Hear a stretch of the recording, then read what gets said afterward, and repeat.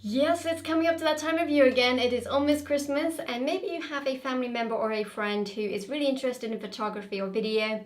Maybe they're wanting to get into vlogging or doing YouTube videos or Facebook Lives or Instagram stories, whatever it might be. And you want to get them something that really means something to them. And so in this video, I'm going to give you some ideas of video and photography equipment and things that would be right up their street. So stay tuned.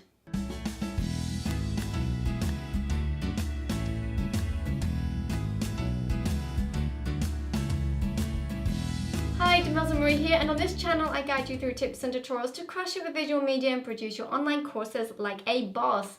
I also go behind the scenes with a vlog of what it's like to be a mum entrepreneur, so if you're new here, please consider subscribing.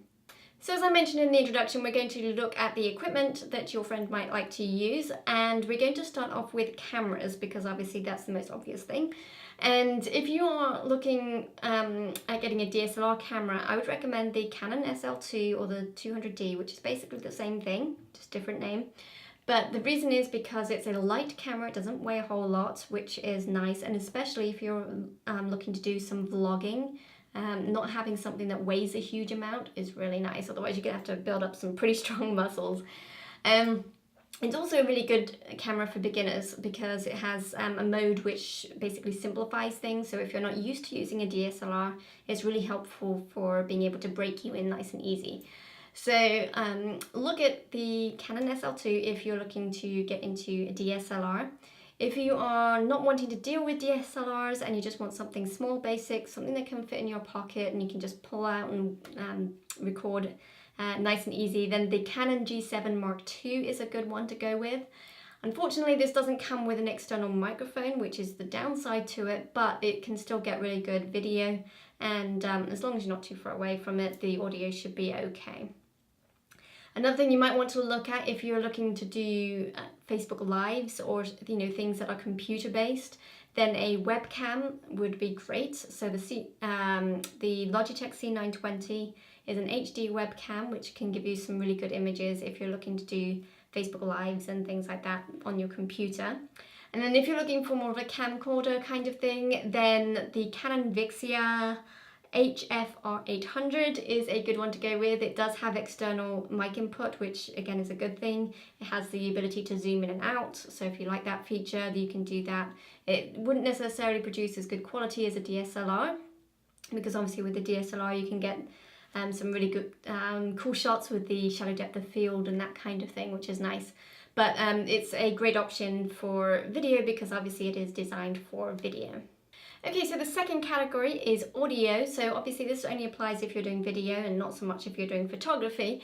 But if you're doing video, video is made up of visual and audio, so it's really important to get good quality audio and to use an external microphone. So I would recommend using the brand Rode, R-O-D-E, and you can get a shotgun microphone if you want to, and you can just mount that onto the camera. For example, right now I'm using a DSLR camera, the Canon SL2, and you can mount the shotgun microphone on top of it and it will pick up the audio. And you don't want to be too far away though, because otherwise it won't pick it up so well.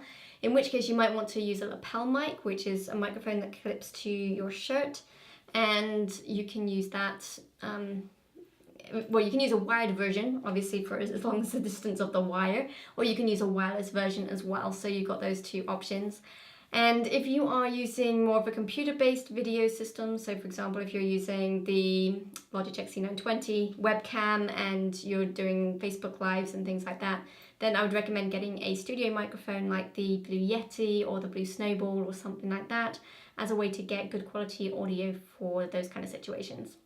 So lighting is the third category, and it's actually really important because you can have a really great camera and bad lighting and you'll get a bad image. But you could have a not so great camera and great lighting and you can actually get a decent image. So lighting is key, and you want to have a good lighting setup. So if you're not going to use natural light from the window, then you want to get studio lights. So I would recommend getting soft boxes, as that gives you quite a bit of flexibility, but it's also quite bulky. So if you don't want to go with soft boxes, you could also get a ring light, which is basically one light, which is a ring, and you stick the camera in the middle, which is actually the setup I have right now. And if you are using your phone, you can use a ring light on your phone and just put, I don't have my phone handy, but you've got the ring light and you can just clip it on your phone, and this will provide lighting that way. And if you're using a DSLR or something a little bit more bulky, you can add something like this onto the DSLR and put this on, and this would give you on-camera lighting as well. So if you're out and about, especially, you want a bit of extra fill light or something like that, then that would be a good option. The fourth category is accessories, and one of the key accessories to go with photography and video equipment is the tripod. So I would recommend getting a tripod. It could be anything really. I use the K&F Concept tripod. It doesn't come with a video head with the handle where you can do this with the video, but you can get those separately and you can add it to that, so it's not a problem.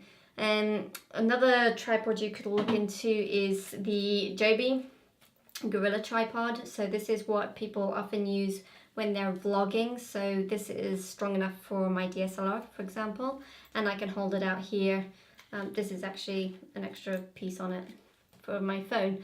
But you can hold it out here and then you can vlog with it basically, or you can put it in all sorts of places wrapped around poles, trees, those kind of things. So it's a really nice flexible tripod and very popular again among vloggers. And if you are wanting to use on-camera microphone and lighting, then a hot shoe like this is really helpful, because then you can have both of them attached. So you can have the lighting on one and then the microphone on the other one. And so this little piece of equipment is actually pretty helpful.